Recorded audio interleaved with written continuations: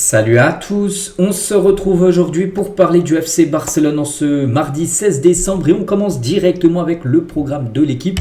Bien évidemment pour les prochains matchs et surtout match aujourd'hui. On est le 16 décembre et tout à l'heure 21h ce soir, match contre Guadalajara, donc une équipe de Détroit espagnol, c'est de la Coupe du Roi. Le Barça pour l'objectif bien sûr de passer ce tour, on se dit voilà ça va se faire sans souci, attention c'est un match de coupe, ils vont être surmotivés, ils vont jouer dans leur petit stade là de 5000 places. Il va falloir bien sûr faire une performance sérieuse bien sûr pour battre cet adversaire et surtout quand même le Barça le statut de champion de la dernière Coupe du Roi, donc voilà, il va falloir bien sûr performer. Ensuite déplacement à Villarreal, ça sera dimanche 16h15 bien sûr pour le dernier match de l'année, puis après ça sera la trêve reprise lors du derby contre l'Espagnol prévu le 3 janvier prochain lors du prochain match. Concernant le match bien sûr du jour, voilà ce match contre Guadalajara, donc ça fait la une aujourd'hui du journal Mundo Deportivo et ça parle surtout du gardien de but. On sait que Ruan Garcia sera remplaçant, il l'a même dit, on parlera de la conférence de presse de Flick, donc qui goal ce soir, qui goalera, donc ce sera Ter Stegen ou Szczęsny, un des deux bien sûr sera titulaire pour cette rencontre. Et tiens, on va basculer maintenant sur la conférence de presse d'Hansi Flick, tout ce qu'il a pu dire par rapport à cette rencontre. Donc tout d'abord des rotations. Je pense qu'il va faire tourner, bien sûr, il ne va pas mettre sa très grosse équipe, il ne va pas mettre des Rafinha, Lamine Yamal, Ferran Torres, Rashford, tous ces joueurs cadres titulaires pour ce match. Il va faire souffler, bien sûr, peut-être donner un peu plus de temps de jeu à des joueurs qui jouent moins, bien sûr. Il a dit, nous déciderons demain, cela peut arriver, mais tous les joueurs sont avec nous, il va prendre certainement tout le monde, mais ça se peut que tous les joueurs ne jouent pas, bien sûr. Donc Lewandowski est aussi avec nous, il s'entraîne en privé, mais il est disponible pour demain. Nous déciderons, donc voilà, maintenant quand je dis demain, c'est maintenant ce soir, nous déciderons ce soir, nous pouvons changer certaines choses, mais nous voulons gagner, bien sûr. On va mettre quand même une équipe très correcte, bien sûr, mais avec pas mal de rotation, on pense, dans le 11 de départ. Flick sur la performance du Barça au même niveau que la saison dernière, il a dit, quand on regarde les périodes, nous avons trébuché ces 2 derniers mois à cause des blessures et l'état des joueurs au niveau général, nous sommes améliorés ces 4 dernières semaines, bien sûr les résultats vont mieux. Parce qu'il y a eu pas mal de retours, les retours par exemple de Rafinha qui a fait beaucoup de bien, le retour aussi de Ruan Garcia. C'est vrai que les résultats sont mieux là ces dernières semaines parce qu'il y a le retour tout simplement de ces joueurs cadres en gros dans l'équipe. Donc les joueurs blessés sont revenus et ils ont joué à un très haut niveau. On peut voir la qualité de l'équipe dans son ensemble. C'est une question d'amélioration et nous parlons aux joueurs après chaque match de ce que nous pouvons améliorer. Nous ne sommes pas encore à la fin, nous sommes encore en plein milieu de la saison et je crois que nous sommes capables d'améliorer encore certaines choses. C'est notre façon, on doit s'y tenir jusqu'à la fin de la saison. Toujours avec Flick, une question sur l'adversaire ce soir, Guadalajara. Donc sous-estimer l'adversaire de ce soir, alors pas du tout. Nous avons parlé de cette affaire, nous devons montrer notre comportement, notre état d'esprit à ce sujet. Et les joueurs le savent, surtout pas prendre cette équipe de haut, parce que là, sinon tu vas flopper. Tout est lié à la façon dont on commence le match, bien sûr. Si tu manques de respect à l'équipe adverse, tu fais un peu des choses, un peu n'importe quoi, tu vas te faire punir.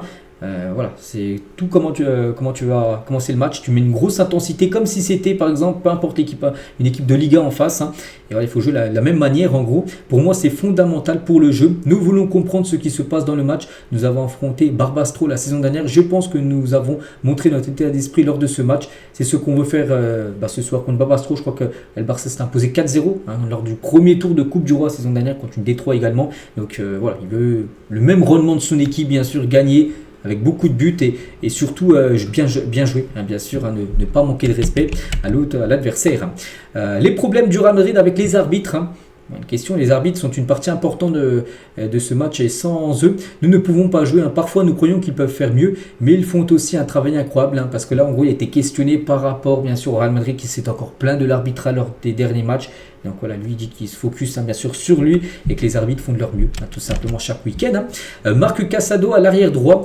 Nous, je pense que la force de Casado réside dans le milieu de terrain, que ce soit en numéro 6 ou en numéro 8. C'est Casado, défenseur droit.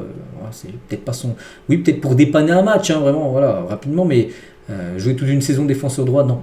Casado est un milieu de terrain et il le sait bien sûr Flick. Nous devons gagner ce match. Nous jouons en Liga et nous sommes favoris pour gagner la Coupe du Roi. Il faut le prouver. Nous avons la haute qualité et nous voulons bien sûr le montrer. Ter Stegen est un gardien incroyable et nous en avons 3. On verra ce qui se passe. Mes mots étaient clairs. Juan est le gardien numéro 1. Juan Garcia, ça on le sait. Alors on verra ce qui se passe. Donc Szczęsny a réalisé une excellente saison et nous avons remporté 3 titres avec lui. Et en plus de bien faire cette saison pendant la blessure de Juan Garcia, c'est qu'il nous a apporté de la stabilité. Pour moi, Szczęsny est un joueur important pour nous, non seulement sur le terrain, mais aussi en dehors. Voilà, donc Ter Stegen reste même sans jeu parce que Ter Stegen a pu voir là ces derniers jours, en gros qu'il aurait dit en gros qu'il souhaitait rester au Barça jusqu'à la fin de saison, tout ça, donc il n'y aurait pas de départ de Ter Stegen. Donc il a dit je pense que c'est sa décision s'il souhaite rester. Nous avons parlé de sa situation, je respecte Marc parce que c'est un gardien incroyable, c'est aussi une personne importante pour l'équipe, mais cela reste sa décision, c'est lui qui la prend, en gros de vouloir rester au Barça et de prendre le risque de ne pas jouer la Coupe du Monde avec l'Allemagne parce que s'il ne joue pas les gars, c'est au Barça.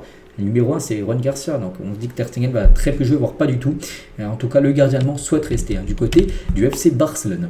Utiliser d'autres joueurs comme attaquant si Lewandowski n'est pas disponible, il a dit on y pense toujours bien sûr. Nous savons qu'il y a des joueurs qui peuvent jouer le numéro 9 et nous y réfléchissons, c'est notre travail. Donc Fermin peut y jouer, Rashford peut aussi jouer en numéro 9, Ferran bien sûr et Robert, mais il y a aussi d'autres joueurs capables de jouer à ce poste-là, même Rafinha vraiment, s'il n'y a vraiment personne en attaque en numéro 9, je vous parle, il peut jouer en numéro 9, même Lamine Yamal, il pourrait. Bon, après Lamine Yamal, c'est vrai qu'il est peut-être mieux sur le côté, on va dire, mais voilà, vraiment, s'il y a besoin de dépanner en numéro 9, il peut dépanner un match, bien sûr, même Lamine Yamal. Voilà toutes les déclarations d'Hansi Flick en conférence de presse, il a parlé un peu de tout, en gros, il a répondu aux questions, bien sûr, des journalistes. Concernant le 11 attendu ce soir, comme j'ai dit, un 11, voilà, qui va être quand même remanié, bon, avec quand même une très belle équipe, donc ça pourrait être Chesney au but, donc du coup, Juan Garcia, on sait qu'il sera sur le banc, donc pas de Ter Stegen, donc ce serait Chesney le titulaire, donc Koundé à droite, Christensen, qui joue très peu, pourrait être aligné ce soir avec Gérard Martin, et Geoff Torren, un défenseur gauche, j'ai dit, une équipe avec des rotations. Donc Casado pourrait avoir du temps de jeu ce soir avec De Jong, Fermin Lopez et devant Ronny, Bardi, Rashford et Dro. Voilà, donc Ferran Torres, Rafinha, Lamine Yamal, Pedri, voilà, tous ces joueurs cadres, bien sûr, Cubarsí, tout ça, pourraient être ils seront bien sûr sur la feuille de match, mais ils seront tous certainement sur le banc. Voilà, après, bien sûr, ça a besoin de les faire rentrer. Par exemple, si à 0-0 à la 60e, là, on pourrait voir rentrer en jeu des joueurs comme Rafinha, Lamine. Mais si, par exemple, il y a 3-0 à la 60e, il y a de fortes chances qu'aucun de ces joueurs 4 joue et qu'ils soient laissés au repos. Et voilà, préservé pour le match bien sûr de dimanche du côté de Villarreal. Donc voilà, concernant cette rencontre, et à noter que c'est officiel, l'arbitre du match, quelqu'un de très important, surtout qu'il n'y a pas de VAR ce soir, attention, il n'y a pas de VAR dans le petit stade là de Guadalajara, ça sera César Soto Grado qui sera l'arbitre du match ce soir de Coupe du Roi. Donc voilà ce qu'il y a à dire sur cette rencontre. On continue avec d'autres infos. Tiens, je vais vous montrer tout à l'heure la une journal Mundo Deportivo, ça parlait de qui gaulera ce soir et sport les gars, donc ça parle un peu du match bien sûr du Barça, mais ça parle surtout de Florentino Pérez, le président du Real, et Florentino Pérez attaque le Barça. Voilà, donc, parce qu'il est en interview et il a dit 2 déclarations. Donc l'affaire Negreira, vous savez cette affaire en gros que le Real Madrid suspecte en gros le Barça, qu'à l'époque le Barça aurait payé le patron des arbitrages pour que le Barça soit favorisé par rapport à l'arbitrage. Donc il a dit qui croira que des millions d'euros ont été payés pour des rapports techniques apparemment censés être inutiles parce qu'ils n'ont même pas été fournis aux entraîneurs qui apparemment ne savent même pas qu'ils existaient. Et aujourd'hui nous continuons à vivre avec les conséquences d'une affaire qui ternit l'image de notre sport et met en lumière la nécessité d'un changement radical dans les structures arbitrales. Donc en gros il veut dire en gros que voilà, il continue à dire que le Barça a été favorisé par rapport à l'arbitrage que le Barça aurait payé. Negreira, en gros, l'ancien président bien sûr des arbitres. Donc voilà, il dit que c'est le plus grand scandale de l'histoire. Nous sommes certains de ne pas être le seul club à être laissé ici. Voilà. Il continue bien sûr à appuyer, à essayer d'envoyer des attaques sur le FC Barcelone. Florentino Pérez.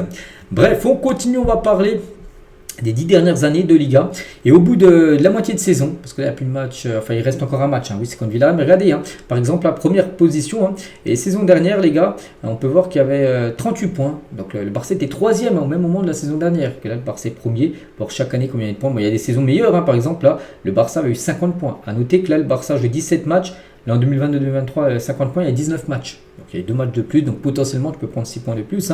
Donc voilà, pour montrer aussi les buts en faveur et les buts concédés tout à droite par rapport aussi aux 10 dernières années, à ce que ça valait. On continue les gars, on va parler de Rafinha, a été nommé dans l'équipe de la semaine de la Liga, Journal Marca, par rapport à son doublé contre Osasuna. Il figure parmi les meilleurs joueurs bien sûr de cette journée, Rafinha, qui est présent dedans, mais pas que Rafinha n'a pas été élu homme du match, pourtant il a marqué le doublé, c'est plutôt Lamine Yamal qui a été MVP du match. Et en parlant de Rafinha, parce que dimanche dernier on avait parlé, c'était son anniversaire, Rafinha fêtait je crois c'est 28 ou 29 ans, je ne sais plus exactement, bon bref, il a fêté son anniversaire et sa femme les gars lui a offert un camping-car pour fêter son anniversaire. Un énorme cadeau, camping-car. Donc le couple et l'enfant pourront partir bien sûr en balade. On continue avec Lewandowski. On apprend aujourd'hui les gars qu'il y a une rencontre entre Laporta, Deco et Pinizavi. Donc Pinizavi, c'est un agent de beaucoup de joueurs et agent de Lewandowski pour décider de l'avenir de Lewandowski au Barça. Ça a été parlé en gros de ce qu'il faut faire avec Lewandowski, est-ce qu'il continuera ou pas du côté du club. Voilà, donc pour l'instant, en gros, le Barça lui a dit à Pinizavi que pour l'instant, le Barça n'a pas pris encore de décision s'il faut prolonger, oui ou non. Tout simplement, l'attaquant polonais, tout sera décidé, on va dire, lors du premier trimestre 2026. Et on finit aujourd'hui avec une joueuse de l'équipe féminine, Claudia Pina, qui est une joueuse très cheatée sur le jeu FIFA. Bon, bref, en tout cas, elle prolonge du côté du FC Barcelone féminin. Elle prolonge jusqu'en 2029. L'attaquante du FC Barcelone. Félicitations à elle. Donc voilà ce qu'il y avait à dire aujourd'hui. J'espère que ça vous a plu. On se retrouve demain. Donc bien sûr, demain on fera le débrief de la rencontre de ce soir. Ce match de coupe. Allez, moi je vous souhaite une très bonne journée et à demain.